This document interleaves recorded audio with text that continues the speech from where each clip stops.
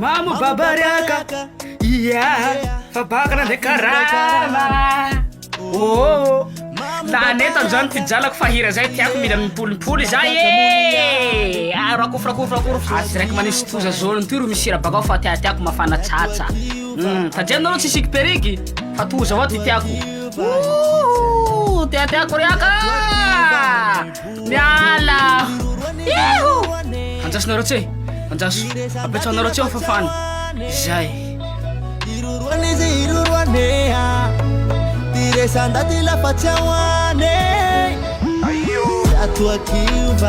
Anilako etoaka i. Avieha. Oh, rabetoy. Misino? Ho azy fa bara toy tsy raha firoroa fa finomantoaky. Molia. Eka holy aho. Fa nareo mihomana nareo, jalako mikolantsa tato zay onera nareo.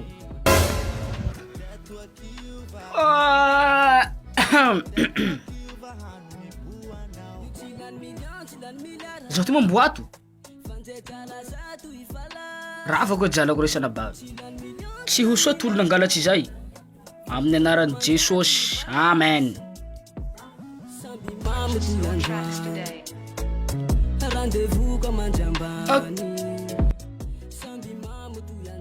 Ay ko varavara teto eny.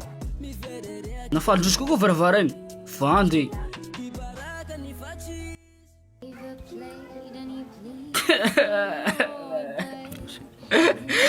Funzay oi. Misino koa io misino. Io le manay taitsio. Rava zao le tsy fernesanao. Chance tena koa mifazavaza olo. Fazao ko raha fa jalako zay kinty hati atoaky eo na tonga io. Farana aloha iny. Hati atoaka io koa io. Tempela yaby io melao. Vampela mela. Aldika ty oi aka mitomany koa. Sa misy faty teto melay toy. Mandoza fahatany. Mamo babariaka. Ani humbako. Zay mahazo karama e. Jeriaru wangwai fa ichikivi. Ti baraka ni falan. Na ni valan chanu fa mena chazi. Angarisa nando fa ichivita. Mangekandwa na mara madita. Ti ulu ya bipa meala satu.